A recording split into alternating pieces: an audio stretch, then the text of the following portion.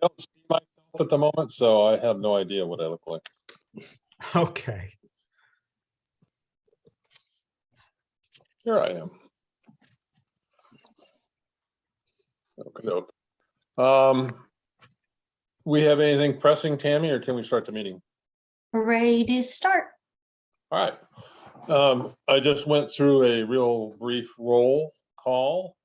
I'll do it again real quick. Myself, Marilyn, Lee Levy, Tom, and make sure I'm not missing anybody, Danielle. And so we have 5 board members present and ready. And so we're ready to start. We have a mandatory document read-in, and I take it our website is accessible this evening. It is. And that website's important because there's a link that'll show that is available for the public to find a way to the meeting notices, and from there on to find out what the agenda is, and a link to the Zoom meeting and or any other method of following us. And just to read it into the record, it's https:// www.norwalkct.org/1913/reading-notices. Members of the public can call in and listen to a meeting. They'll not be able to speak or see any of the meeting participants. Each meeting will use a unique meeting webinar ID. Please find the information using the link I just gave. Members of the public who wish to provide live comments will need to register in advance and use the Zoom meeting platform. All participants will be muted upon entering the meeting. To speak, click raise your hand indicator, and you'll be called on by the host of the meeting during the public comment section.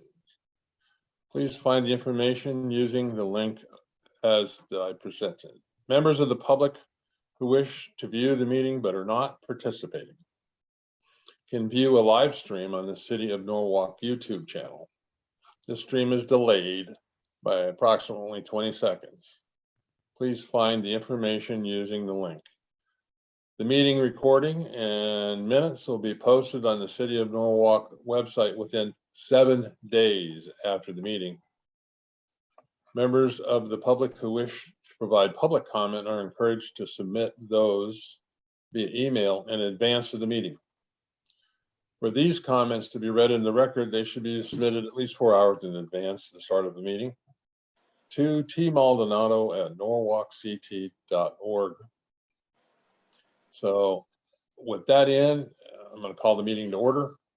We've done the roll call, and we'll begin with the public hearings. Item 3A, Mr. Secretary. Hey, 3A is item I 22. can barely hear you, by the way.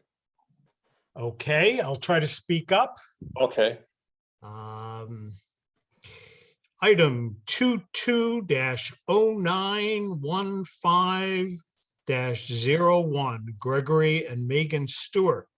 Variance of side yard setback proposed 16.5 feet, required 22 feet for proposed garage addition at westerly side, and existing proposed 15.4 feet, required 22 for existing in-ground pool at easterly side, section 118-310C, and variance of front yard setback for existing pool pump less than 70 feet required, section 118-910, at existing single-family residence in AAA residence zone, property located at 15 Skytop Drive, District 3, Block 23, Lot 27. Request: the applicant seeks setback variance for proposed one-car garage existing in-ground pool spa and spa equipment. Background: the single-family home was built in 1964. The property contains a legally non-conforming shed and generator. Both zoning and building permits were issued in November of 2020 for location compliant in-ground pool spa and associated equipment. When the survey was submitted for the variance application for proposed garage addition, it was noted that the pool spa and equipment were not installed as proposed and did not meet setback requirements. There is no COZC or CO for the in-ground pool spa. Analysis and findings. While there is no zoning hardship identified, it could be considered a practical difficulty to reinstall the in-ground pool spa. Since this is an in-ground pool, the visual effect of the side yard setback encroachment is somewhat diminished. If the board grants the side yard setback variance to allow the pool to remain as is, a condition that the spa equipment installed in the front yard setback, located approximately 61 feet from front yard property line, 70 feet required, be relocated for compliance seems reasonable. The proposed one-car garage would encroach with approximately 100 square feet of footprint in the westerly side yard setback. As an alternative, a detached garage could be proposed in a compliant location located further from the street. Who's speaking for the applicant? Greg Stewart, I'm here today to ask for a continuance as we're still doing our due diligence on a couple of these requests as we discussed last month. You're asking for a continuance or you're just here to continue? I'm here asking for a continuance. We are not ready to proceed yet as we're working as some of the recommendations came from the group last week or last month about working with the civil engineer to produce some documentation about the amount of storage that we have for our driveway and the needs for the overflow would be adequate. And so we're working with that to make sure we provide you all with the right amount of documentation. Amy, how are we doing on time for them? We're okay. I think we're considering going to the December 15th, right, Greg? Hopefully we have everything by then, yes. Okay. All right. Let me ask the board. Is everyone in favor of granting a continuance? I know that I am. I am also. I am. Tom, you are? Yes, I am. Marilyn, you are? And Danielle, what about you? Yep. Okay. So let's just do a quick vote. All in favor, say aye. Aye. Aye. Aye. Any against or abstaining? None noted. The item passes. The continuance is granted. Thank you. Sure. We'll see you soon. Okay, very good. Thank you all. Next up on the agenda, the motor vehicle repair license application. 253 Main Avenue. I don't think there's a lot to it other than identifying it by number. Okay. Item number 22-1117-01 AC 26 OZ LLC. Proposed motor vehicle repair license application in business 2 zone, property located at 253 Main Avenue, District 5, Block 47, Lot 1. Request: the applicant seeks approval from the board to add limited repair services K7 state license for alignment services at an existing Tint World location. Background. Tint World obtained zoning and building permits in 2021 and subsequent certificate of zoning compliance and certificate of occupancy in 2022 for their tenant fit up and wall sign. The structure includes existing garage bays with overhead garage doors facing the street. Analysis and findings. There is no proposed expansion of the buildings. Per state statute, this action is to update licensing documentation only. The board will act as an agent of the state to decide whether this is an appropriate use. In gaining the license, you are affirming this is an appropriate use. The applicant will also have to make an application for special permit to the Planning and Zoning Commission. Mr. Chairman. Just a quick comment. We have got this blessing handed to us relatively recently. And our role is extremely limited. It is just to figure out whether or not the location that an applicant is asking for is an appropriate location. With that in mind, there's a lot of other things that could come in play. Depending where you're located in the city, what other agencies and boards might be involved in the review, and other applications that applicant to us has to submit to the other boards and commissions. So our role is very limited. An appropriate location use for the location that they're asking for. Do we have somebody here speaking for the applicant? Yes, Attorney Albert Fasco with the firm of Tierney, Zullo, Flaherty and Murphy, representing the applicant Tint World. Essentially, what we're trying to do, we have an existing Tint World location. Part of my client's business is tires and wheels, custom-made wheels and the like. And when wheels and tires are put on a car, it's generally accepted practice to have the car aligned.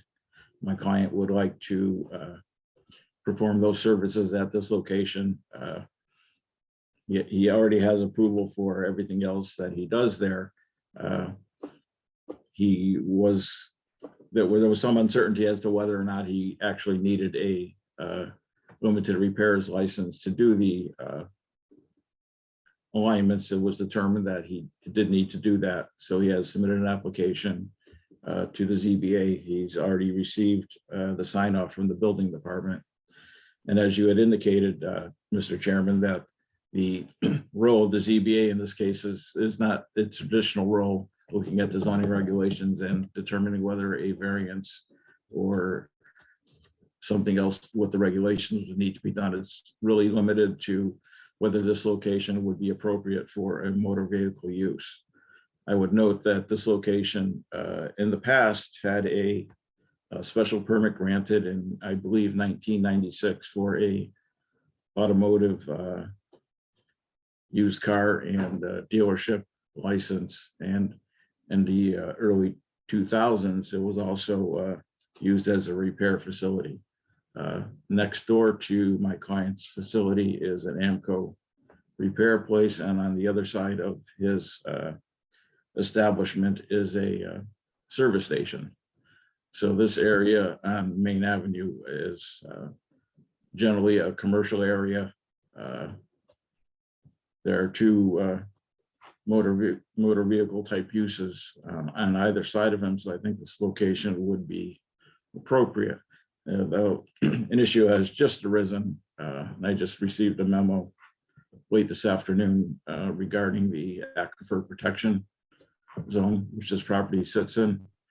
And it is my opinion that my client's proposed use would be not a regulated activity, but again, that's something that I think needs to be taken up with the Aquifer Protection Commission and the Planning and Zoning Commission, which we are in the process of doing once we get approval. I mean, we need, this is like the first step in the process, and we can't really proceed to the next two steps unless you agree that this would be an appropriate location for a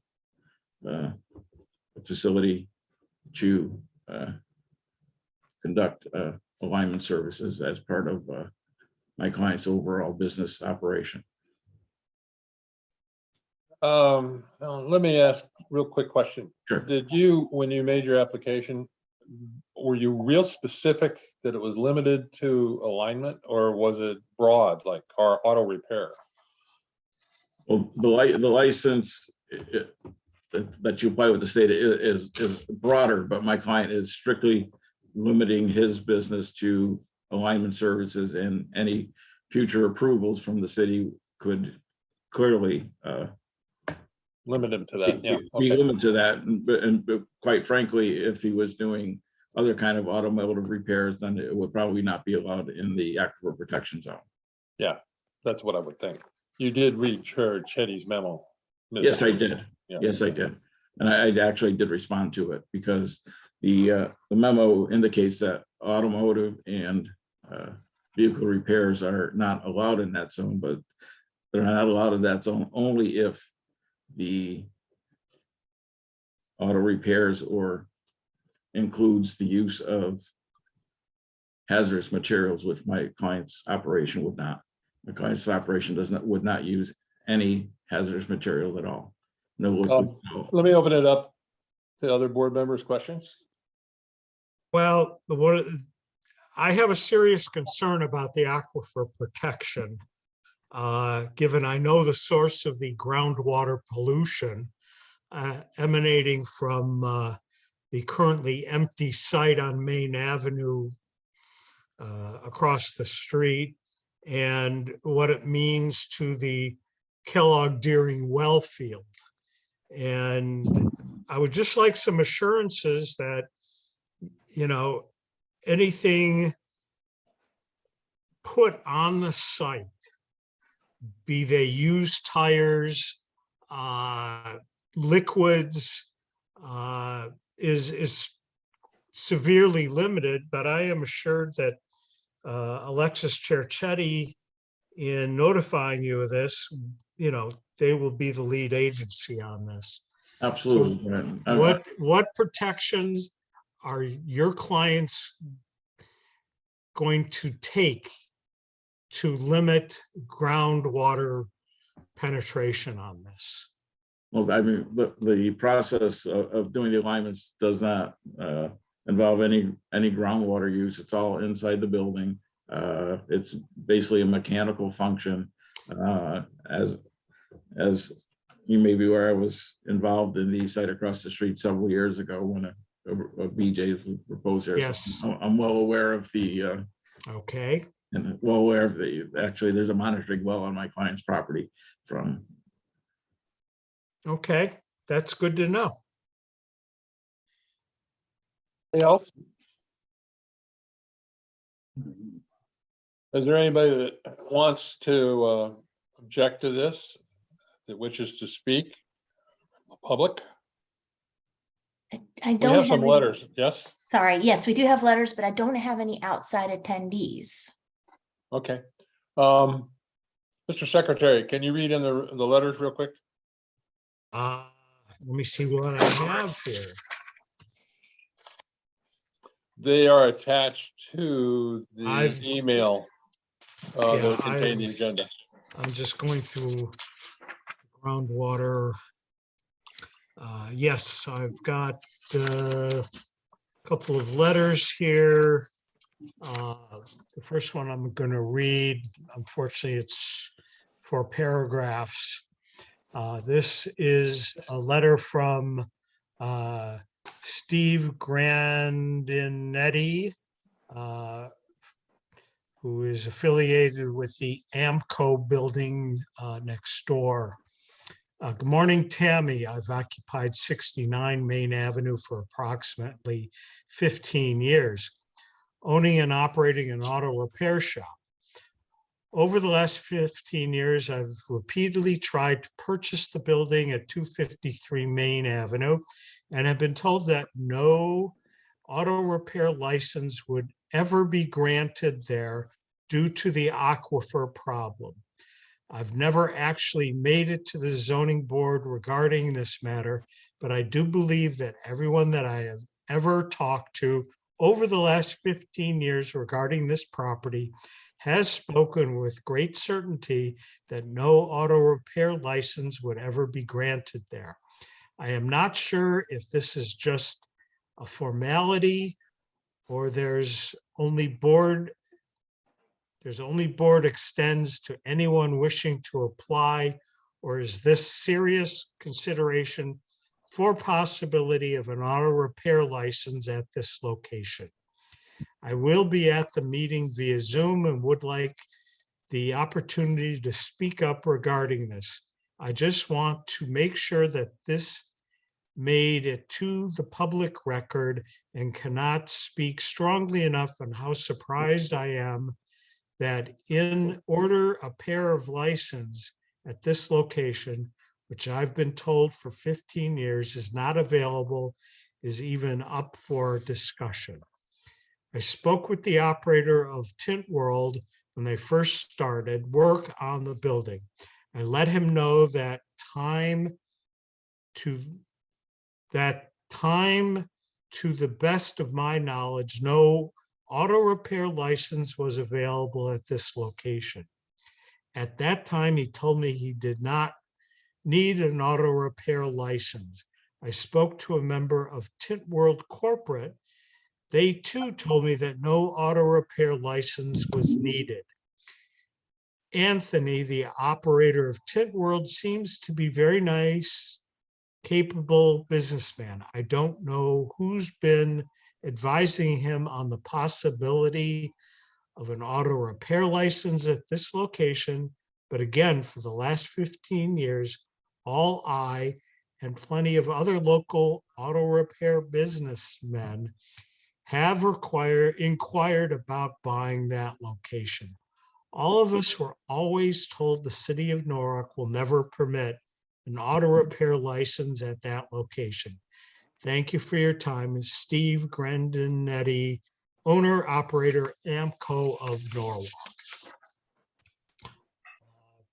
Second letter I have is from Paula Pendergast. Attention, Team Maldonado. I am writing about the meeting of the Norwalk Zoning Board of Appeals, November 17th, 2022. I will be unavailable to attend the meeting, however, own the property P&D Real Estate at 269 Main Avenue, also known as 255. The Vice President, Patrick Pendergast, P&D, will be in attendance along with Steve Grandinetti, my long-term tenant. It is my understanding that they will be allowed to speak on our behalf. I also wish to go on record for P&D Real Estate. The property leased by Mr. Telesco's company, Tint World, Doral, Florida, was in the business of window tinting and auto body repair.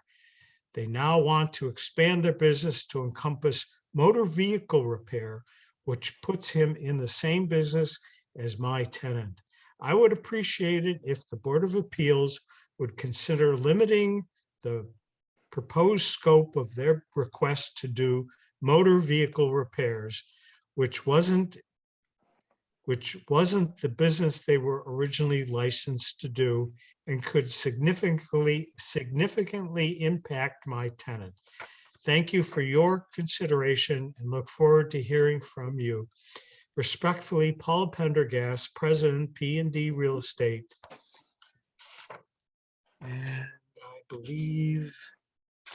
If you get looking at Chair Cheney's memo, let's just cut to the chase on that one. I don't think we need a 3-page long list of things read into the record. No, I wouldn't intend to it. I would say we should consider including it in as part of our meeting. Sure. But that was, those are the only letters, right? If I Yes, recall. Yeah.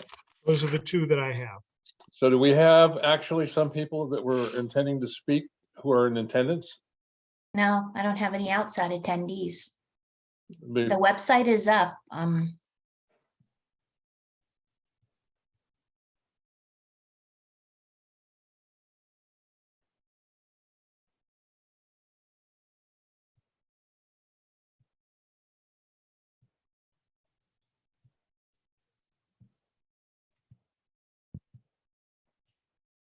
Well, they seemed adamant about appearing in their correspondence. He hasn't communicated with me that the AMCO owner or tenant, the AMCO operator hasn't communicated with me since prior to the November 17th hearing. He didn't contact me to see what happened during the November 17th meeting. Maybe he thought, well, I can't speculate what he thought, but I did speak to Patrick Pendergast after the first email that I got, that zoning got from Paula Pendergast. I think it was on the Monday before I had received the second letter from the tenant, Mr. Grandiotti. He was more concerned that he was more concerned that my client was going to be doing general auto repairs and was going to be in direct competition with his tenant. And I mean, that's basically the tone of Ms. Pendergast's letter too. They were concerned that for some reason that my client would be competing with their tenant, and that's not the case. And also some other misconceptions in the letter. My client has never done auto body repair there. Tint World does not do auto body repairs. They do tires, they do window tinting, they do car alarms and car starters and things like that, but they don't do any auto body repairs at all.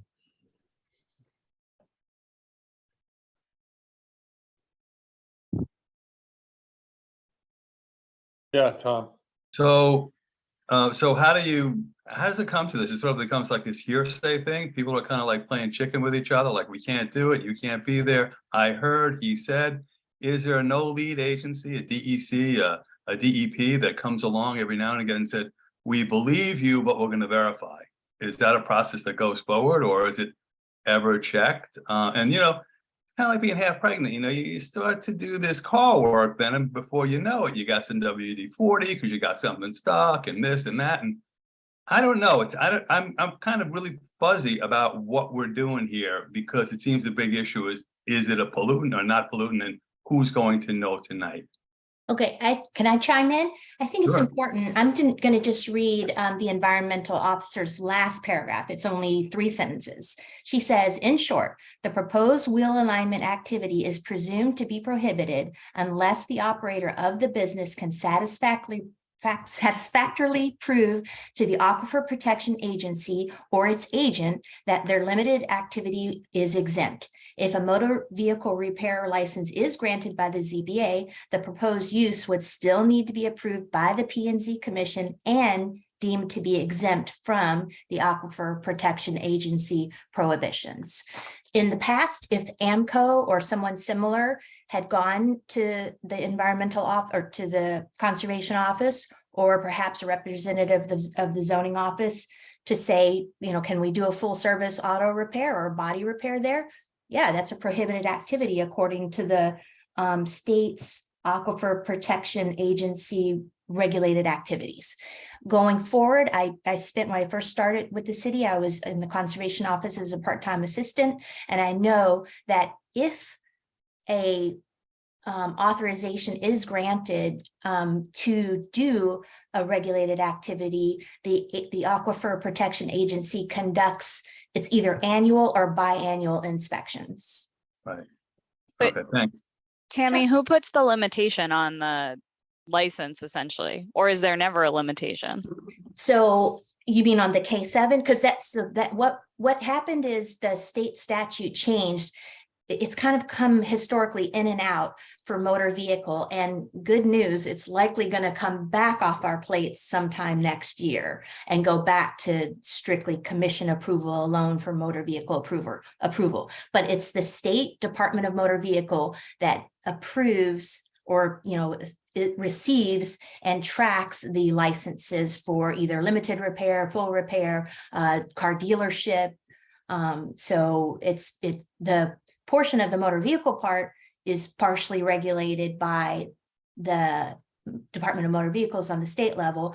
But if they get past this step, they can convince the Aquifer Protection Agency that it's not prohibited because of this sort of limited scope, then they're going to be under the Conservation Office's purview. And they would say yes for wheel alignment only if they can prove that. Right, and then they would be followed with We could inspection. also say that. And additionally, the Planning and Zoning Commission, either through staff or actually the commission, when we go to amend our zoning permit or let's file for a special permit, they could then limit what our proposed use is to the Correct. to doing strictly alignment services. My client has no interest in doing motor repairs or body work or anything like that. Al, just to be clear, you said that they do now do rims and tires. Yes. Was that part of the original setup, or did that get added sort of in between then and now? No, that's part of Tint World's. That's part of what Tint World does. All right. Do they do oil changes? No, nothing mechanical. And I mean, nothing using any kind of hazardous materials or fluids. The only fluids they use are eco-friendly liquids. They come basically in little squirt bottles, like a Windex bottle or a little cleaner bottle like that. I mean, those are the only liquids they use. I mean, quite frankly, when I was at the place last week, I mean, you could probably eat off the floor in the place. That's how clean it and of an operation it actually is. And once again, our role in this is to prove it as to function at a location. Correct. We say that this is appropriate or inappropriate for the location that you're asking for. Right. So, I mean, with that in mind, let's just make sure that we have everybody covered. Do we have anybody that might have joined later that wants to speak for or against this? I still have no outside attendees, You have none, zero? none. You think that's a technical issue, or do you think that's? No, I mean, we've had that before. I mean, I did expect the owner to show up, but I'm not sure, maybe he had a conflict. I couldn't tell you. All right, let's get ready to move on to the next one. I don't think, Al, we need to discuss it any further. I think we pretty much discussed it. okay, thank you. Thank you. Thank you. Next item. Next item on the agenda is 22-1117-03 Kelly Cook.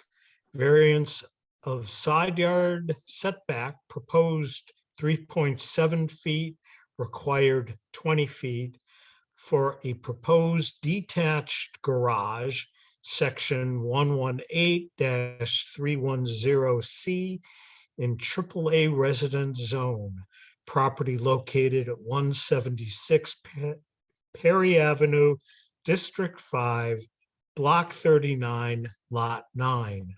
Request: the applicant seeks setback variance to construct a proposed two-car garage to replace two existing sheds. The proposed garage would provide both vehicle and household storage.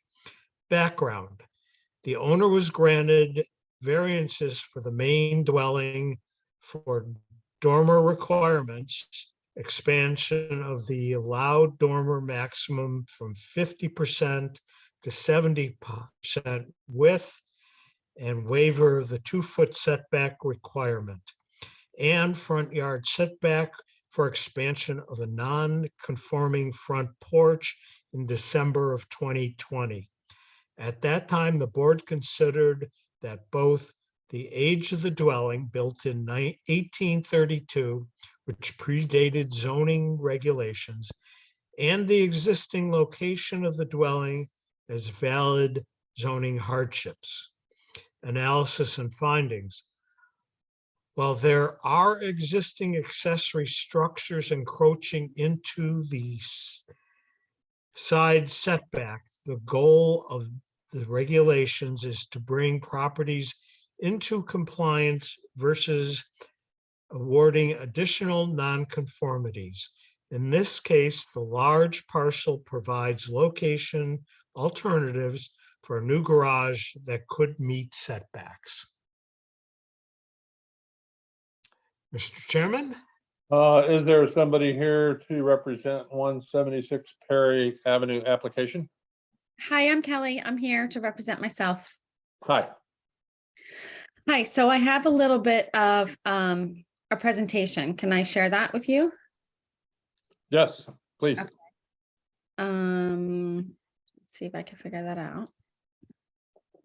So, hold on. Share screen. Okay, you can see that? Yep. Okay, so this is the house. This is 176 Perry, where I reside, and these are the dormers. Tell me if you can't see anything that I'm talking about at any time, because I can't see everyone.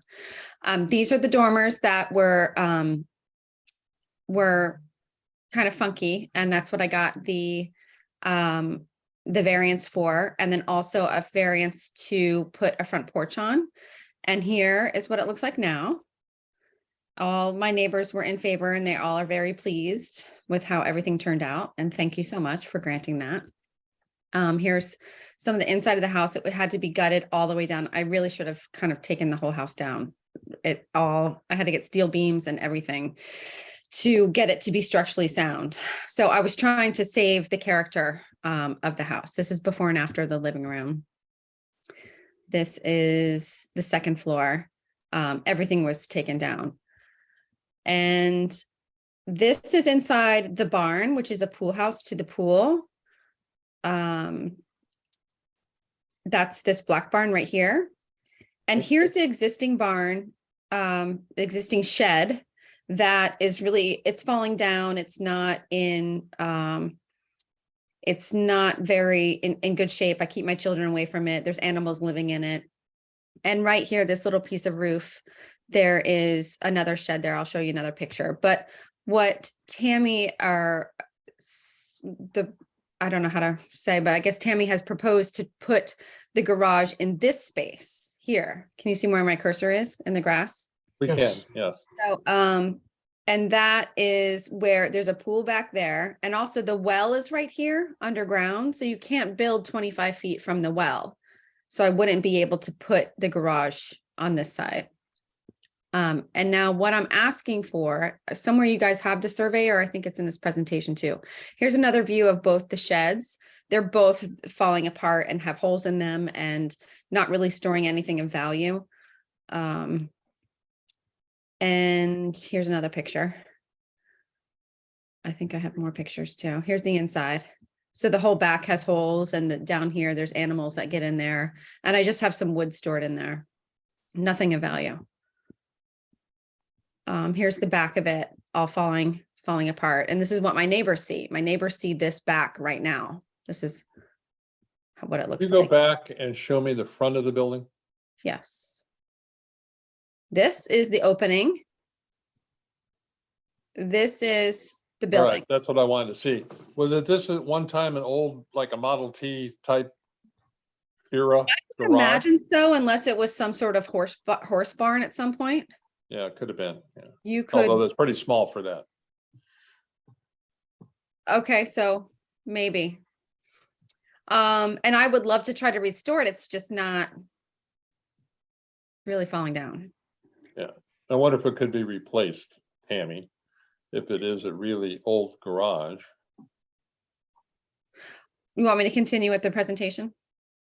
Yeah, I do have that question though. If it's a garage, and is that a feasibility to replace the garage? with Well, something? I'm asking for a little tiny bit more space of the footprint. Yeah. So that's what Go I'm ahead, asking. go ahead. Okay. Okay, so here's the back I showed you. Sorry, tell me if I'm going too fast. So the hardship is that my current basement right now at 176 floods with water when I get a lot of rain. I'm right next to a creek that goes into the Silver Mine River. And I have a rock foundation and everything gets completely wet if there's a lot of rain. And I've tried to remedy it. I've had people out here, it's like $20,000 to have it waterproof. I do have a sump pump, yes, but this is what happens when I get a lot of rain. All floods with mud.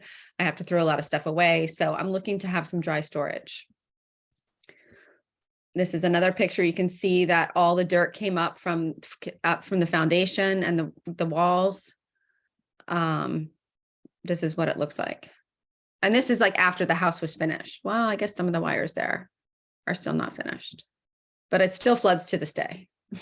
I can't keep anything of value down there. I have all these crates, like crates down there that hold like plastic bins, but then everything gets moldy anyway. I have dehumidifiers down there. So I'm trying to find a place to have some dry storage. And then the barn that I showed you, that's the pool house, is kind of like the recreation spot. I have 4 children and I'm a single mom. So the house is 2,600 square feet total. And we each have a bedroom kind of crammed in, and there's no real place for anyone to hang out. So that's what the barn is for. So here's the survey and here is the footprint. So really I'm staying within what is existing, except for this little corner here that I'd like to make one garage so that I can have possibly 2 cars with a little bit of dry storage on the top.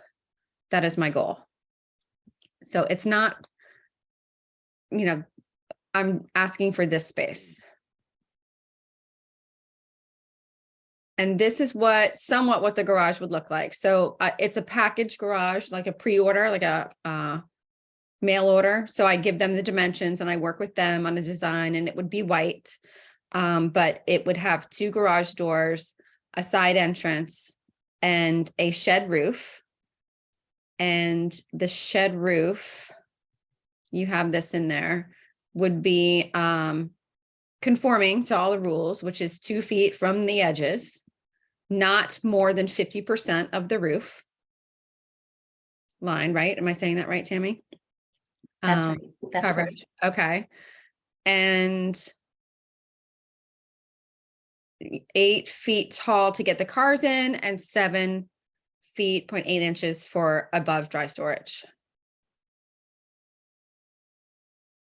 Here would be the footprint 28 feet by 24 feet, which is close to what is existing there, just with that little corner adding in.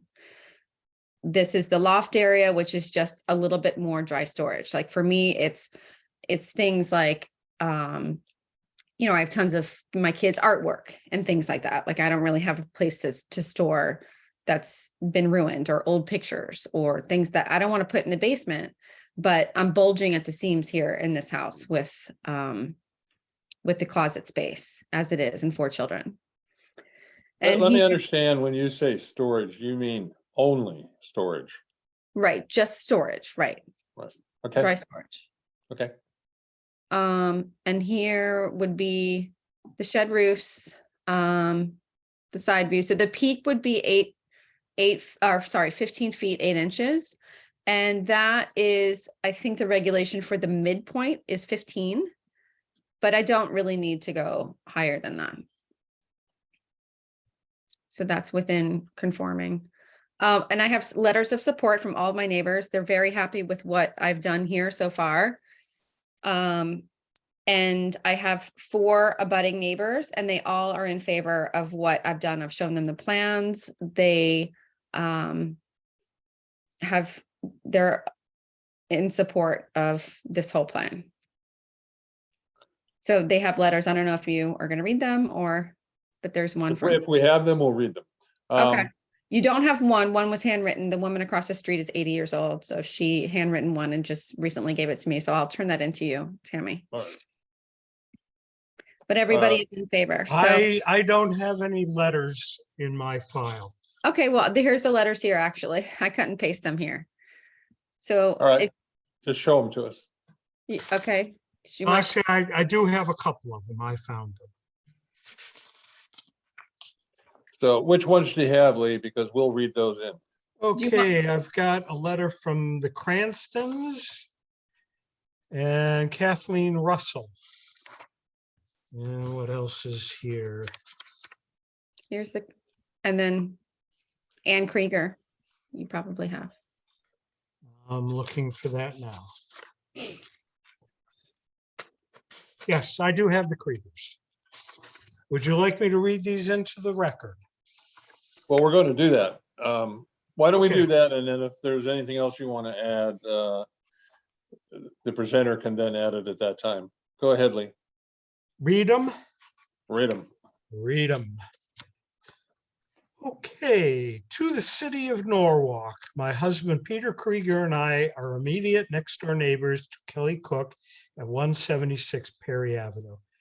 As you are aware, Kelly has applied for a variance to rebuild a shed on her property at 176 Perry Avenue. We support this building project as outlined below with no objections. Kelly has improved her property greatly over the past few years and has been mindful of her neighbors. We appreciate the opportunity to review and comment. Second letter is from Gerald Cranston to Norwalk Zoning Board members. We recently received notice pertaining to a side setback variance that Ms. Kelly Cook is seeking regarding the renovation of a garage at her property located at 176 Perry Avenue, District 5, Block 39, Lot 9 in Norwalk. This is scheduled to be discussed in the November 17th, 2022 Zoning Board of Appeals hearing. Our property is located at 4 French Farm Road in Norwalk, abutting Ms. Cook's property. We are encouraged by the effort that Ms. Cook is putting into improving her property and fully support her receiving a variance for the proposed garage renovation. And lastly, Kathleen Russell, we are not opposed to the building of this garage as noted in the drawings. Those are the letters that I have. Do you have anything to add, Ms. Cook? And I have a letter from across, from the woman across the street, which reads Kelly Cook, Kelly Cook lives across the street, 176 Perry, and has applied for a variance to improve her garage. I fully support this and have, sorry, I can't read her handwriting. Have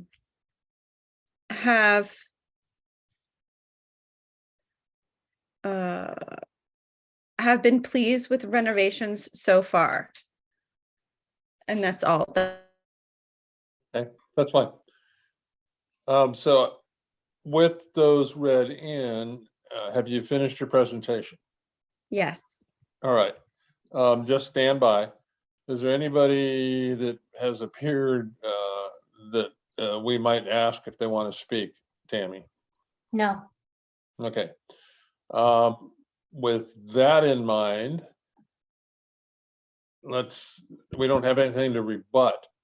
So let's just ask the board members if they have questions. If they Well, do, just let me know and let's rock I and roll. want to know if it's clear to everybody, this is not a renovation of 2 sheds. This is a new structure. Yeah, the old one looks too dilapidated to Yeah. fix.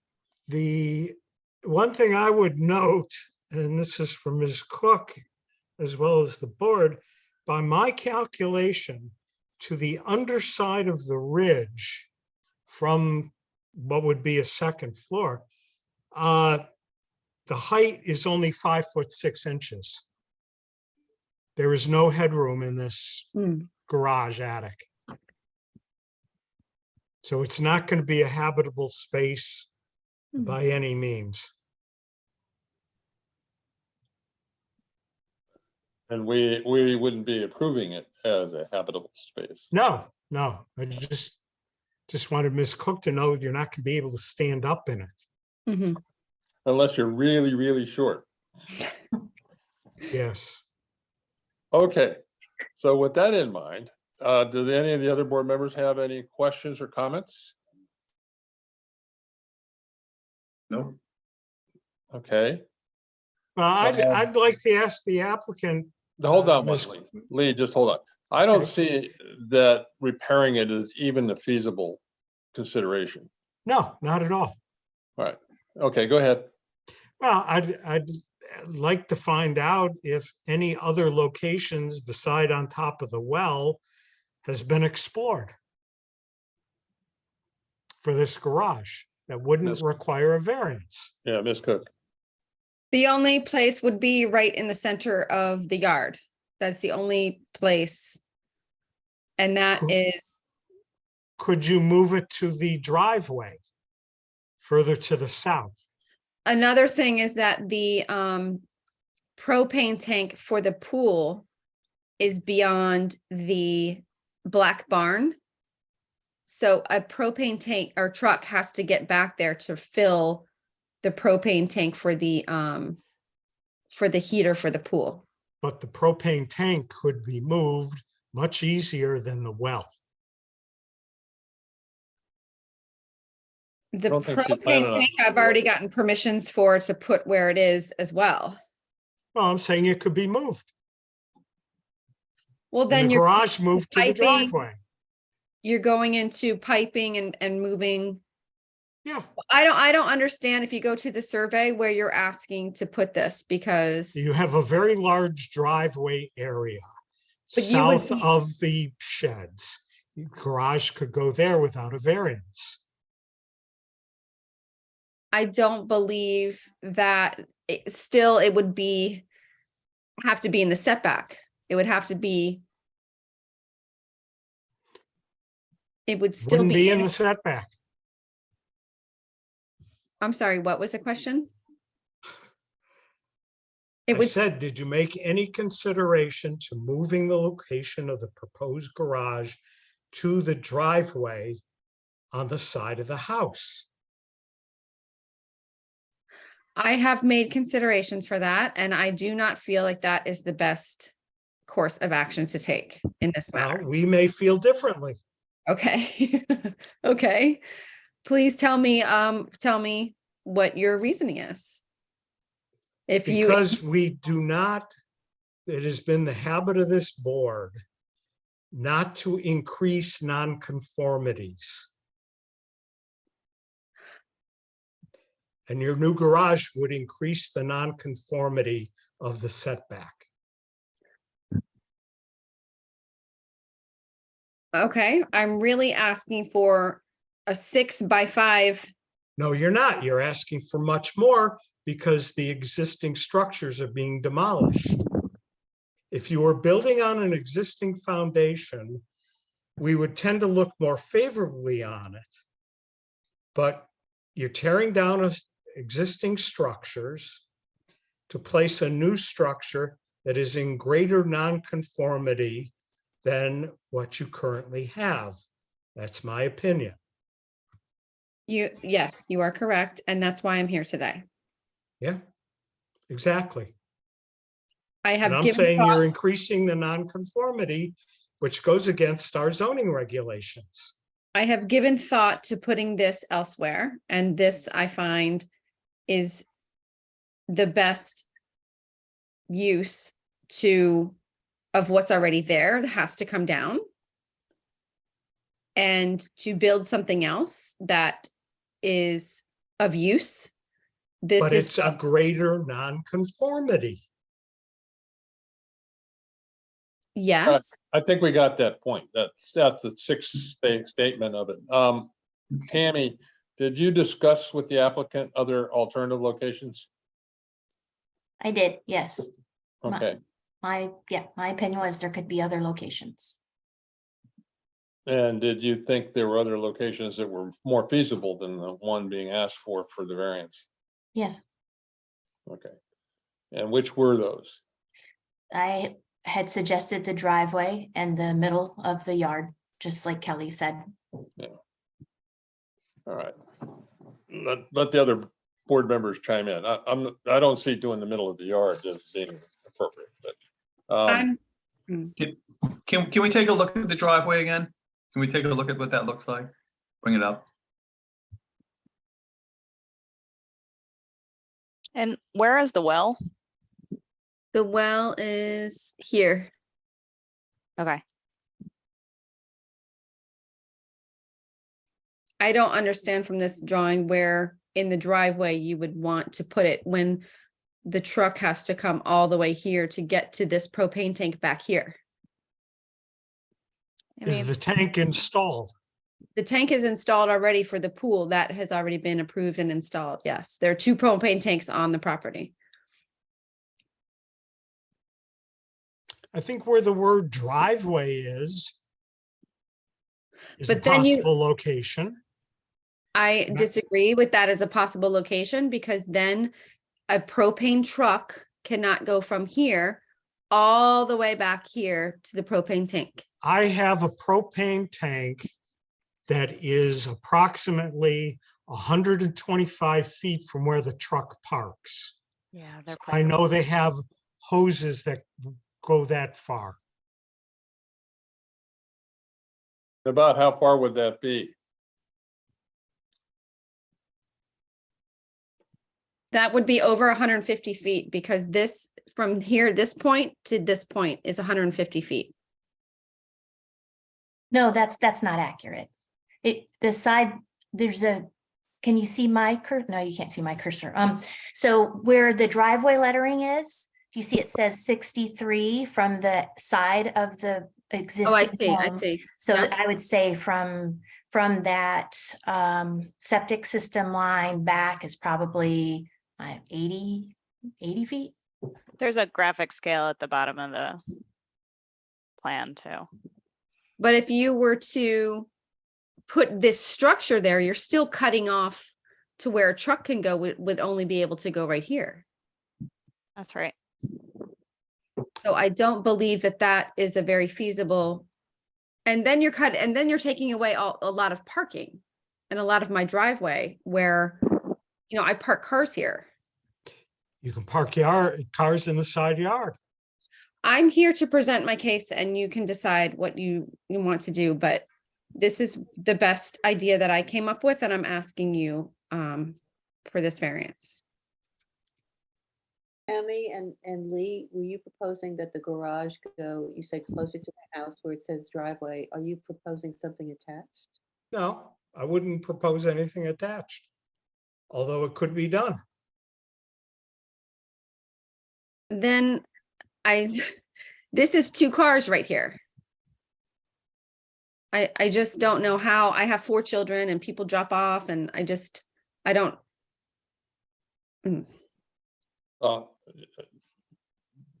Be that as it may, the question would be, is this an inappropriate location to put the garage, which is where the old garage and shed were?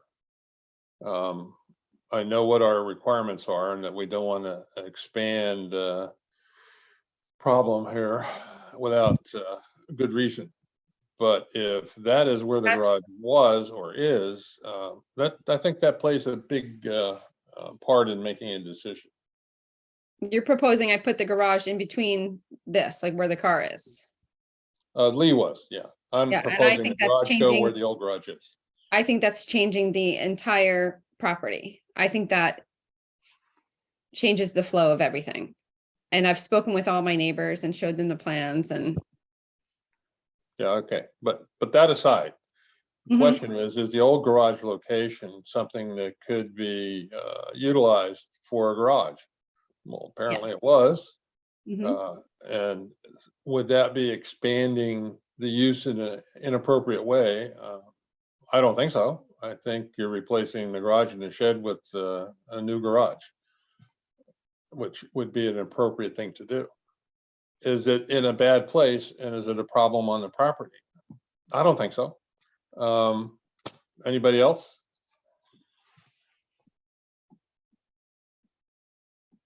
Contradict me, jump right in there. I agree with you. I agree with you, Andy. I mean, I think that that's a good place for it to go where it has been, so to speak, or I understand, by the way, I understand Lee and Tammy's point. And the point that I'm making is that the existing garage at an existing location that we would replace with a new structure that's the same purpose. So, and if it were done dumbly and it was really ought not to be where it is, then I would agree to move it. But where it is fine. What's the deal with the one-story cottage? That is a guest house and that's always been a rental. It's been grandfathered in as a rental. Okay. And under the new zoning code, that's easier than ever. There's legal documents when I bought the house. Came with that. Well, if it weren't, it will be easy to do in the future. With respect to the location though, I'm impressed by the fact that it is a garage now. I wouldn't want to park my car in it, but you know, hey, I'm finicky that way. But with respect to the current use, I think the use is appropriate in an appropriate location. And so would we when it's torn down, do you need a permit to build a new structure there? Yes, you do. And would we grant the variance to allow it? I think we ought to, simply because we're replacing what was there with something new. It's in an appropriate location. That's my view. I don't want to get hung up on this. So if we don't have anybody else coming in to either offer their insight as to against it or for it, then I think we should move on. We don't need to rebut anything. Pretty much everything got said that's going to get said. And we do have other business to do tonight. Yep, there's nobody else. Okay, that's good. So we'll bring it up again when we bring the item up to either pass or deny. And you're certainly welcome to wait and see what happens, Mr. Cook.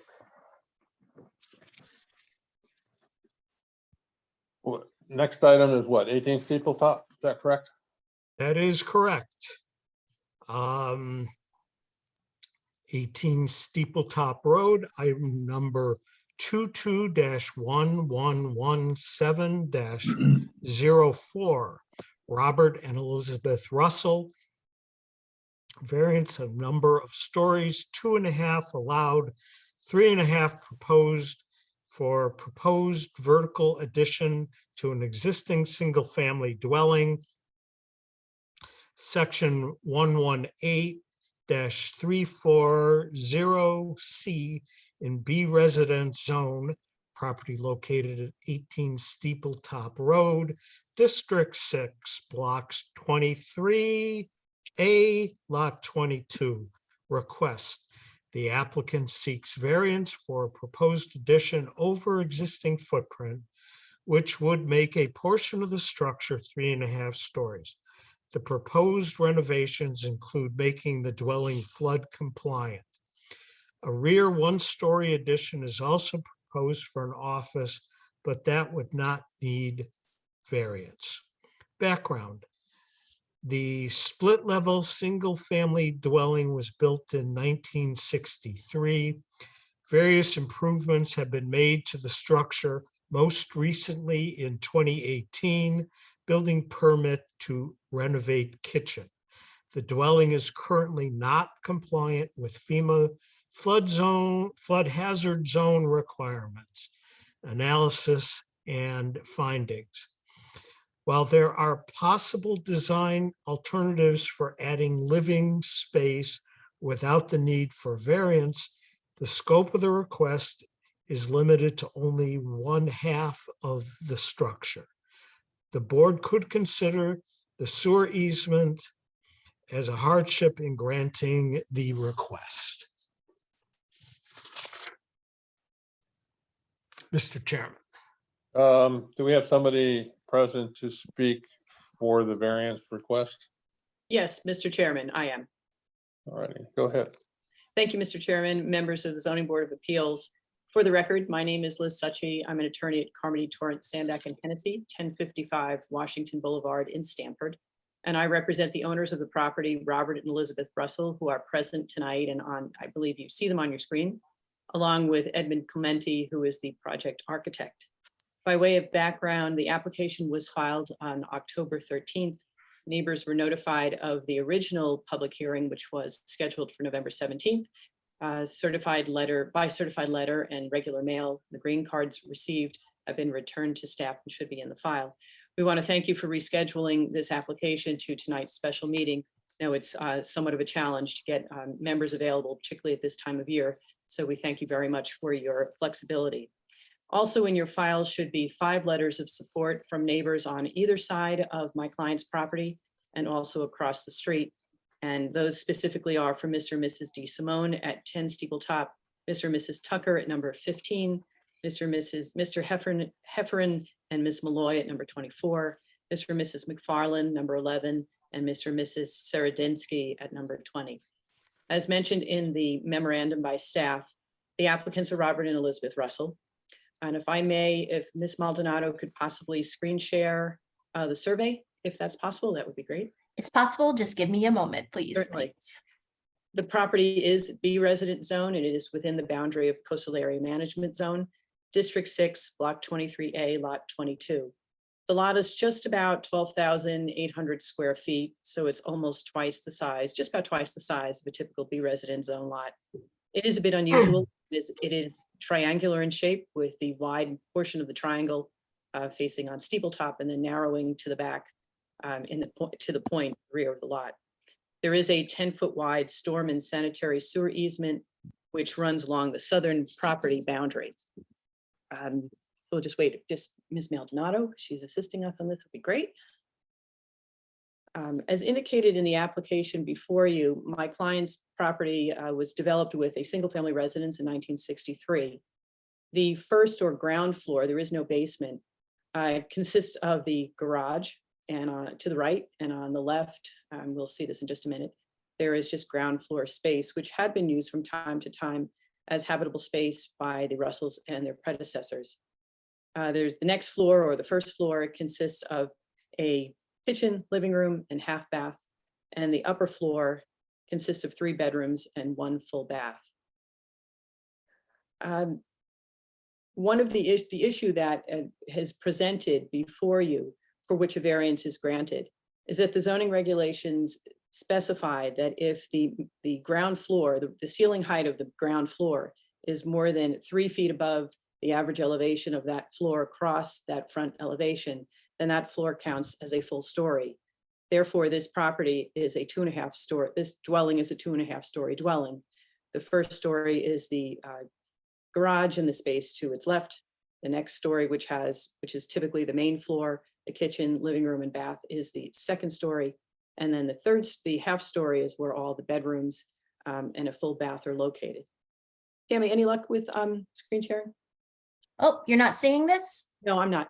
I don't know if Is anybody else seeing the survey? I'm seeing a No. list of files. Yeah. Oh, okay, hang on, sorry.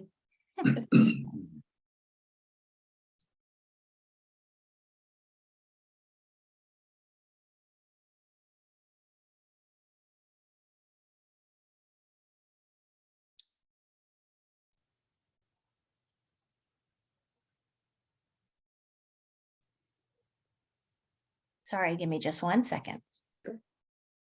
Take a while to load or? No, I just have to manage my windows, that's all.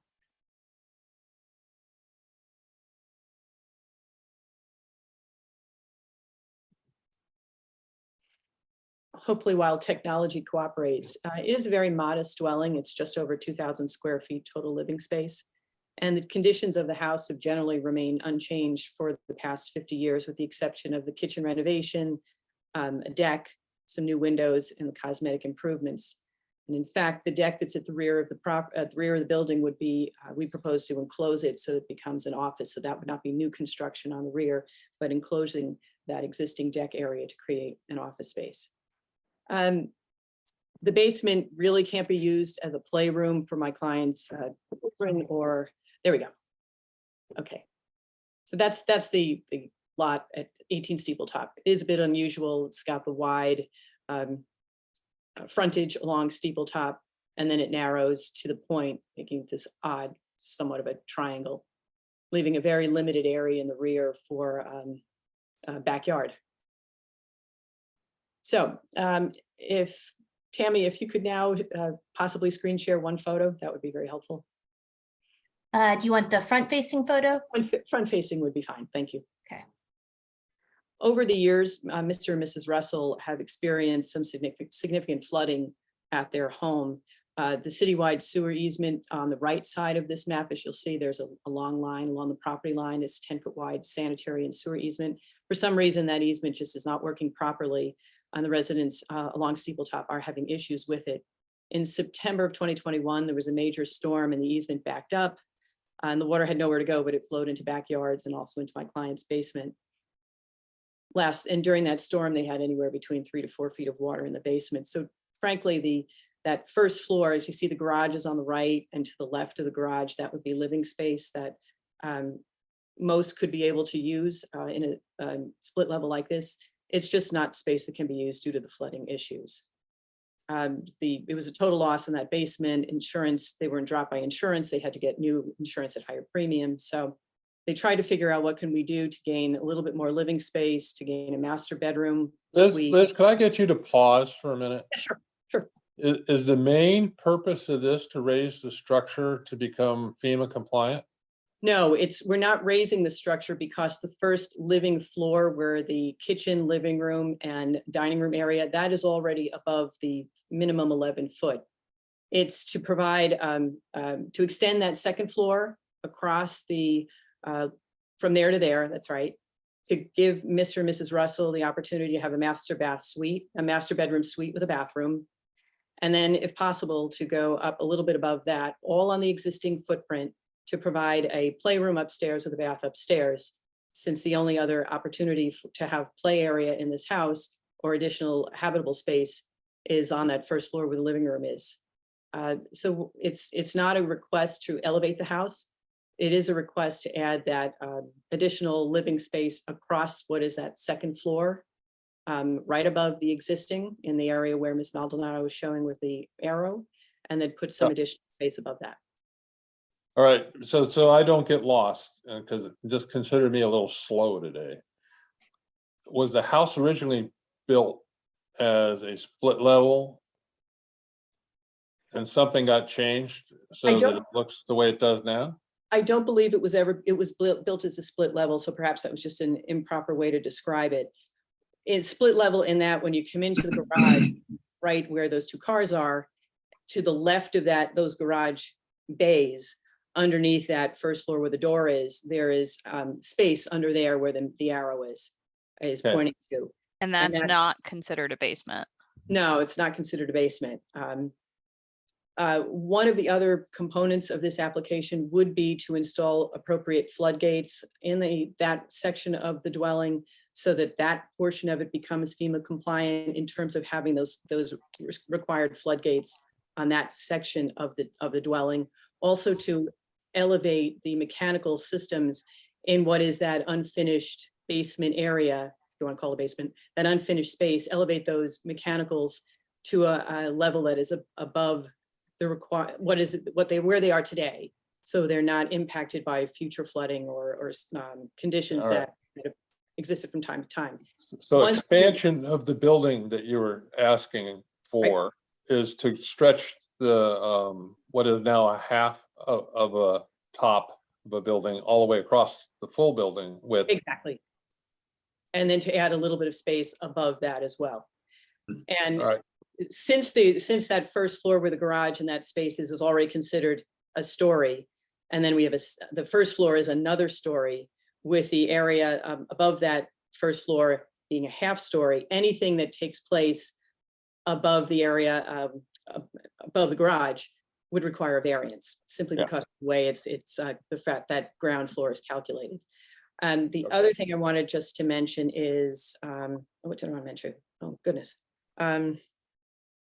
The area to the left of the garage, which had been used by my clients for play area or, unfinished habitable space, would not become habitable space. It would be strictly used for storage simply because of the flooding that they experience from time to time. So any of that space that may have been used by my clients and their children in the past would be in the upper floor and in that playroom area above the master suite that we're proposing. So, Ms. Maldonado, Uh, perhaps it might be helpful to show an elevation of the front as proposed, and Mr. Clementi can also come on if I'm being far too complicated in this presentation. Yep, I'll find it. The slow guy caught up, so it can't be too. No, if it's me, I'm sorry. I apologize if I'm making it more convoluted than it needs to be. A couple of things that were considered in trying to come up with a way to achieve the Russell's goals is, of course, that sanitary sewer, storm sewer creates issues as to being able to build over or near it. We're not able to build over a sanitary or storm sewer easement. We also thought perhaps we could realign where the garage doors are to the southern side of the property. So you come in the driveway and then enter the garage from underneath the house on the south elevation, and then bring fill into the front of the house and create, eliminate that full story on the ground floor. But again, that would result in us intruding into that setback area and the easement for the sanitary and the sewer easement. So that wasn't something that would be feasible. Lastly, we also thought that it would be more appropriate to extend out that second floor and go vertical rather than create lateral extensions in the house. Not the least of which is because we have the issues with water in the backyard, but my clients thought it would be more appropriate and less intrusive to their neighbors if they went vertical as opposed to going lateral for any extensions, so that neighbors' backyards and my clients' backyards could remain somewhat the way they are today. So those are the considerations that went into this design that is before you. And the design before you is the proposed, as you see the garage doors, that would be one story. It's another story that remains the same. And then you have the extension over that second open air area where Tammy's pointing to right now, with some small space above that for playroom and a bath. It's all above the existing footprint. There are no extensions out beyond the footprint. There's no further encroachment into side yard or rear yard setbacks. There's no expansion to coverage. It's all above the existing footprint, just in a vertical, the addition is vertical. I don't know if you have any questions of me or Mr. Clementi or Mr. and Mrs. Russell. I will say it looks better than I thought it would. I was Yeah, very it looks concerned fun. how you were going to go vertical. And Yeah. this is a good solution. It might be a tad larger than I would expect, but yeah, it doesn't look bad. And the other challenge is, since the lot is triangular in shape, if they were to construct on a lateral, in a lateral dimension off the back, now it's cumbersome. But aside from that, I think it's more intrusive to neighbors on either side, that now an extension comes out into the back, into area that neighbors on both sides also like to enjoy, this open feeling of yard to yard, rather than having this obstruction come into the back that they're not particularly used to, or may feel that it's intruding into their space as well. So we thought the vertical solution was the better solution to give Mr. and Mrs. Russell the additional master bedroom suite that they would like, plus some additional play area and living space above it. So the water situation's not addressed in this, right? It is what it is. It is what it is. My clients have been in touch, as I understand it, with the city to see if there is any solution or problem, or how to fix the problem with that sewer easement. It continues to be a problem in the neighborhood, and they're not the only ones experienced flooding. They can certainly share with you what they've experienced, but it's a problem. They're a Yeah. little bit higher. I've been down there. They're a little bit higher elevation than the folks on the circle. And I think We there's are at on the least, circle. there's about 4 houses on the circle, and this is 5th house on the way in. Yeah, we are on the circle. Like, just you can see this, the The the cul-de-sac right there. We're right behind. Yeah. I mean, so You're they're a about, bit more elevated. Well, as I said, you're a bit more elevated than the bottom end of the circle. So they Right, must but- be suffering a lot more when there's floodwater. no, we're the worst with the house right next. If you can see where that town easement goes through, it's right there, and the house to the right where all those numbers are. Number 20. Yeah, number 20, like those are the two. Where, and then actually up the street where Hunt Street comes in, Yeah, with it, that they get hit up on the front of it, and then it comes up between us, and it all circulates in between our two houses. Actually, the last flood we had, the water came in front of our house, came back down our driveway and cracked our garage doors in half. Jeez. And the houses on the lower end of the circle where you're thinking, they actually didn't get any water during that storm in 2021. Even though it is tilted there. I thought when I visited that I saw a couple feet of water down there. The houses were okay. I mean, the water kind of goes everywhere, right? Yeah. Something's changed in this easement in the last 5 years. And Yeah. the town's been We've here for almost 10. yeah. So the town's something tried a has lot. happened, but- But something's happened. So, I mean, basically the goal is to abandon the basement and to go up and to solve this. It's either, And to move all your yes. mean, interior we were equipment away. up out of the water. Yeah, Yeah. no storage down there. Yeah. No, it would be like the Park the cars floodgates. and Yeah. have the floodgates and Right. move the cars when we know there's going to be heavy rain. Okay, help me again understand why the very tip top is needed as opposed to not including that half story. I mean, honestly, the only reason, so that's a half story. We're going to consider it a playroom. Right now, kind of where you see the front door, right below that is our basement, which is where our kids It's a are playroom now. and I have a laundry room Laundry room. and like a mudroom area. So just replacing So that. yeah, just finding a use. So right off the top of your head, you're what, about 2,000 square feet now? And then after you do this, you'd be how many square feet? The Or addition is, the 800. addition, total addition with the master bedroom suite and this room above is just under 940 square feet, thereabout, So you'd go from 2 to 3 roughly, 2,000 to 3,000. just about. And but then again, that area underneath where the living room is to the left of the front door, down below that would no longer be habitable, usable space other than just the flood doors and elevated mechanical equipment. Just abandon it. Okay. I'm still a little questionable about the half story, but other board members want to jump in and get your questions answered, please. My question was already answered. Okay. And our other architect? No, I think it's a good solution. You know, keeps the footprint of the house kind of Yeah. tidy. Is tidy. I just didn't know if the total space was required. Because we gotta grant them the 3.5 stories Right. for them to be able to build it to that height. As opposed to just 3. Right. Tom? Yeah, I mean, I'm with it. They gotta salvage, they gotta surrender that first floor, the playroom garage area. Yeah. Until some sort of solution comes along. So I think it's a good alternative. I mean, They're not gonna sell, they're not gonna leave. They'll stick it out and hopefully things will get better. I think I like the way that this massing plays out better. The only thing I might think is that if you're filling in that deck and that office and you're kind of staying within that footprint, could the playroom exist over there on the second story? But I think this looks nice. And I'll just say that, I've been down there as well, and it seemed to me that, this is kind of, this area has a depression to it, which I Yeah. guess is why the flood zone is there.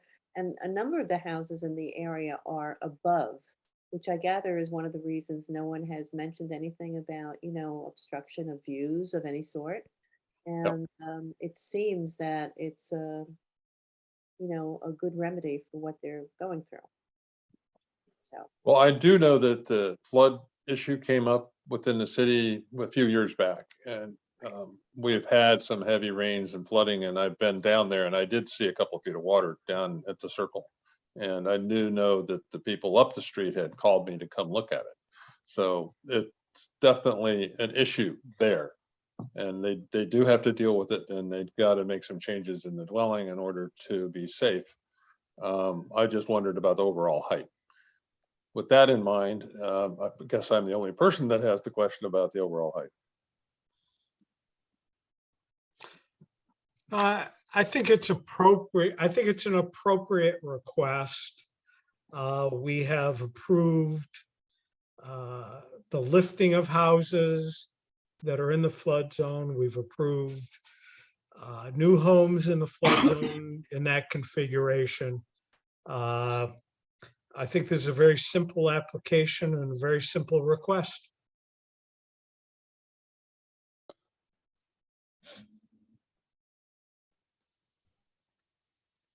Do we have anybody? We don't have anybody online last to check. Or Nobody online. We had some letters of support.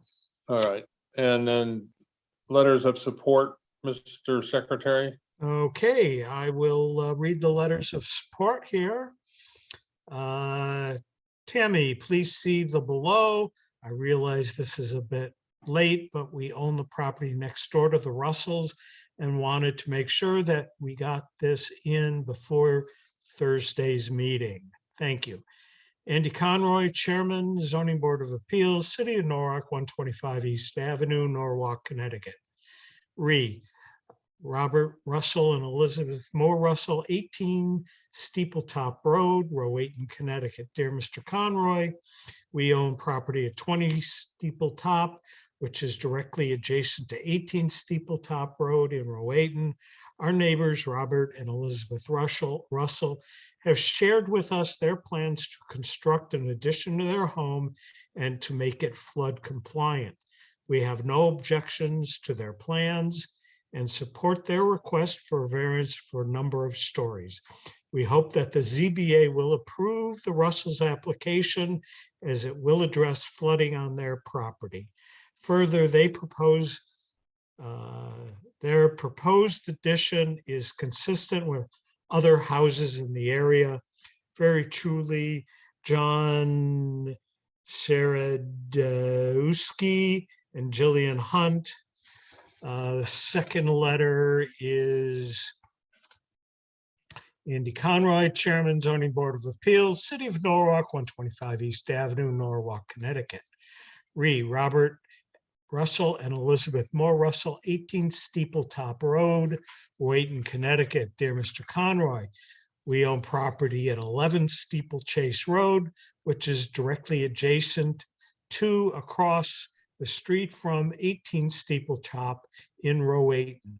Our neighbors, Robert and Elizabeth Russell, have shared with us their plans to construct an addition to their home and to make it flood compliant. We have no objection to their plans and support their request for a variance for number of stories. We hope that the ZBA will approve the Russell's application as it will address flooding on their property.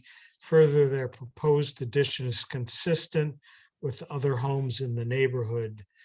Very truly, looks like Jerry and Edward McFarland. Next letter, Andy Conroy, Chairman, Zoning Board of Appeals, City of Norwalk, 125 East Avenue, Rowayton, Connecticut. Robert Russell and Elizabeth Moore Russell, 18 Steepletop Road, Rowayton, Connecticut. Dear Mr. Conroy, we own property at 24 Steepletop Road, which is two houses from 18 Steepletop Road in Rowayton. Our neighbors, Robert and Elizabeth Russell, have shared with us their plans to construct an addition to their home and to make it flood compliant. We have no objection to their plans and support their request for a variance for the number of stories. We hope that the ZBA will approve the Russells' application as it will address flooding on their property. Further, their proposed addition is consistent with other homes in the neighborhood. Very truly yours, Mark Hefferon and Connie Malloy. Next letter, Andy Conroy, Chairman, Zoning Board of Appeals, City of Norwalk, 125 East Avenue, row 8, Norwalk, Connecticut, Re. Robert Russell and Elizabeth Moore Russell, 18 Steeple Top Road, row 8 in Connecticut. Dear Mr. Conroy, we own property at 15 Steeple Top Road, which is across the street from 18 Steeple Top Road in Rowayton. Our neighbors, Robert and Elizabeth Russell, have shared with us their plans to construct an addition to their home and to make it flood compliant. We have no objection to their plans and support their request for a variance for number of stories. We hope that the ZBA will approve the Russells' application as it will address flooding on their property. Further, the proposed addition is consistent with the other homes in the neighborhood. Very truly yours, Jonathan and Amber Tucker. And the last letter, Andy Conroy, Zoning Board of Appeals, City of Norwalk, 125 East Avenue, Norwalk, Connecticut, 06851. Re. Robert Russell and Elizabeth Moore Russell, 18 Steeple Top Road, Norwalk, Connecticut. Dear Mr. Conroy, I'm writing on behalf of Robert and Elizabeth Russell in support of their application for variance to construct an addition to their home and to make it flood compliant. By way of background, my wife and I are owners of the property directly adjacent to the Russell at 10 Steeple Top Road, Norwalk, Connecticut. We have no objection whatsoever to their plans and fully support their request for variance in as far as number of stories permissible and in accordance with their plans. We certainly hope that the Zoning Board of Appeals will approve the Russells' application as it will address flooding issues on their property and provide a safe and secure environment for their family. Further, their proposed addition is fully consistent with other homes in the neighborhood. Sincerely yours, James and Slidja D. Simone. Those are the letters, sir. But for the record, I know half of those folks. Okay. With respect to this evening's meeting, I think that we want to speed it up just a little bit here. Do we have anybody waiting to speak? I think not. No. All right, there's nothing to rebut. So I think we're ready to move on. Unless somebody still has a lingering question. I hear none, so we're moving on. And We could move on to the discussion of this item. we can start backwards like we usually do. Yes. Let's begin with 18 Steeple Top. The only issue that I had was the overall height. I think that's the only thing that would be slightly inconsistent with the area, but it isn't egregious. It's livable. And on the whole, the building looks good to me, even though that's really not a factor in the decision here. But it's not a problem. And I think they do need to work at dealing with the water. So this is a good attempt at that. Well, I think it's, it says an awful lot for a homeowner to abandon a usable basement space. And I think they've come up with a solution that will make up for that loss. Yeah. So, And they do have to move some HVAC and whatever else electrical equipment to raise it and make sure it's not going to be in the floodwater. So. and to provide the required floodgates. Anybody else with some thoughts? You want No, I to add think- any requirements of any kind, or are we all set? I'm good with this. So I'll Okay. make a motion that we approve this application as submitted for the 3.5 story variance. All right. And somebody want a second? I I'll second. second. All right, well, let's have Danielle. All right. We never get to hear from Danielle. So we'll have Danielle second it. Okay, I second it. So all in favor, say aye. Raise Aye. your hand. Aye. All right, so we're unanimous. Thank you very much. Thank you, Thank Mr. Chairman, members Thank of you. Very much. Thank you. for your time. You're welcome. Thank you. Next would be 176 Perry Avenue.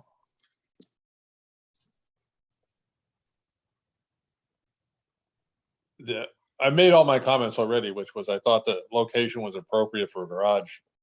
You know, there are times when we have these old structures that were built eons ago, where the garage was a long, long afterthought.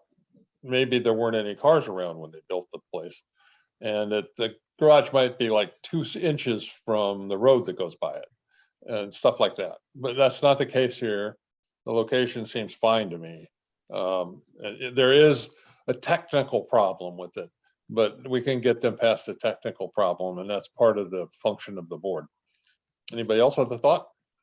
Well, I still Um, oppose this application on the fact that it increases a nonconformity. Okay, others? I'm inclined to agree with you, Andy. I think it's okay. I think we're replacing what needs to be replaced. There may be a little, you can't throw a perfect strike, so I'm willing to take a spare. I'll go Yeah. with it. I'm willing, I like the idea, even though I realize that it's increasing, you know, a certain kind of conformity. But it hurts nothing. This is not a case of it's that she's asking for something that is really going to interfere, other than I understand that there are rules. But seeing that this structure is old, and where that garage could go is where those dilapidated buildings are. And I realize we're expanding the conformity a bit, but it hurts nothing. And I really do Yeah. feel that way. I agree. Good thing. All right, who said I agree? I do. All right, Daniel. It's just a neater organization. I think the idea behind the zoning code, when you don't want to increase nonconformities, it assumes that all nonconformities are a problem. And you don't want to increase the problems. In this case, I think it's not increasing the problem. I think it's decreasing the problem and is a good solution. Yeah. I mean, I might add that, you know, the adjacent building cottage is also an existing nonconformity that you're kind of, you know, tucking up against. So as opposed to littering buildings all over the site. Right, right. Which would be kind of what they would have done back in 1870 or whenever this was originally built. That was typical. Little buildings all over the place. Yeah. So with that in mind, is there a motion to grant the variance? There is. I will Uh, make a motion. You're making the motion in a second, I'll second it. and Tom seconds. So all in favor, raise your hand. Yes. Aye, and if you're against, raise your hand. Lee Levy is against, and we don't have anybody abstaining. So thank you all. The item passes. We have the 4 necessary votes. Thank you all. Thank All you. right, so long. Let's see. Motor vehicle repair. This is a bit of a toughie because our role is so limited, and we're not the conservation agency. We're not the aquifer board. We're not planning and zoning. We are the ZBA, stuck with this stupid little task of deciding whether or not this thing should be in the location that it is.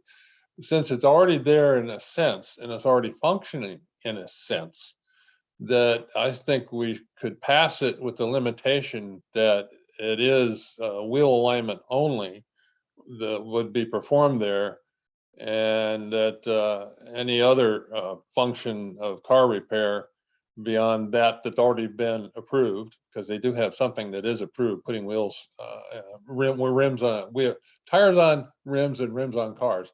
Beyond that, there isn't anything approved. And so I think we should be very strict about it. But they are sitting between a Shell station and yeah, I know. I laughed too. Between a Shell station and a Amazon. transmission repair station. So given that location, I somehow think it's appropriate that we grant the license with the condition that it only be for wheel alignment. Marilyn wanted to say something. Yeah, and I just want to make sure, listening to the discussion, will they going forward, as you mentioned, Andy, they're going to come under, or maybe Tammy mentioned it, they will be coming under next year or so, the conservation I department? could just barely make out what you're saying. Will they be coming under the conservation department? They will. So they'll have to make an application. If you approve, then they've got to make an application actually to the Planning and Zoning Commission for special permit. But a part of that will then be approval through the Conservation Office and the Aquifer Protection Agency, who is also the same Planning and Zoning Commission members are the Aquifer Protection Agency Yeah, as they well. are, right. I mean, because that's really the issue that would concern me. I mean, Well, but yeah. also Yeah. wheel alignment requires this license. Like, I don't know who makes that decision. That's This, the state. Well, it makes some sense, because you got cars coming and going, trucks Yeah. coming and going, and all the things attendant to that. So you got to consider the space available, where you can stack them up. And then if you got, I think they've already had the approval for it, but one of the big issues with people that put tires on is what do they do with the old tires, and new tires are stored where and all that, but that's already been decided. Right, but that doesn't require the license. that's correct. The tire Yeah, that's changes does correct. not So require you're right. K7. Danielle, I think we should run you for state office, see if we can go straighten this place out. I don't know, but So, yeah, I so agree with this you, is- Andy. So this is a lateral pass to another agency, right? We'll say, okay, but somebody's got to approve and monitor. That's it. Yeah, we just have, if they decided that they wanted to be right next to, let's say, a childcare facility, we might not grant it. Right. So, but that's not the case. They're Yeah. between a gas station and a repair place for transmission. So, It's an automotive ghetto. Okay. yeah, it is. Well, actually, I drove by it the other night accidentally, and it was looking pretty good. I okay. had thought from some of the photos that was looking pretty dumpy, but it doesn't. It's looking fine. Anybody else? No. All right, so with the condition that it be, any auto repair activities be limited strictly to wheel alignment, I would propose that we pass this. I'll second it. All in favor, say aye, raise your hand. Aye. Hi. All right, thank you. Thank you. Yeah, let me make sure that we've got one more here. I typically always miss the last one out of habit. No, they asked for the continuation. Yeah. These are the folks that asked for the continuation, which we already passed. And Yes. they have been continued, so we're done. We Yes. don't, what do we have at the end of this thing? We already took all the Minutes. administrative stuff last time, so I shouldn't have anything to deal with tonight. I didn't have the minutes prepared. Sorry, we'll have to kick those over to the No, it's 2 fine. weeks. That's fine. Yeah, now, can everybody make this next December meeting? I cannot. At least 5 of us? This I is, can't, but December, Tom cannot. cannot. December 15th. And right, Tom already indicated he wasn't available. December 1/5. Yes. So Danielle, we're good for it? Yep, I'm good. Lee, we're good for it? I'll be there. All right, I'll be there. and And Marilyn, you're good for it? Yeah. All right, so we're going to have the meeting as scheduled. I was afraid we're going to lose people and we wouldn't be able to have the meeting. I think the lawyers in town are starting to get PO'd at us. just possibly they're not happy. Just possibly. Anyway, so I think we're all set. Tammy, did you have anything further you wanted to talk about? No, I mean, as I mentioned earlier, I saw a proposal by the APA, the Connecticut Planners Association, and they're going to try to, I don't know what the right word, I don't know if Set up lobby some is the right training word, but schedule. to get the motor vehicles out of ZBA. So, Oh, that's great. That Yeah, is yeah. great. so hopefully that'll happen. But, so we motion to adjourn? I'll make a motion, we adjourn. Yeah, that's terrific. All in favor, say aye. Aye. Bye. Wave, goodbye. Thank you so In much, 2 guys. weeks. See you in a couple weeks. All right. Good night. All right. So long, y'all. Bye.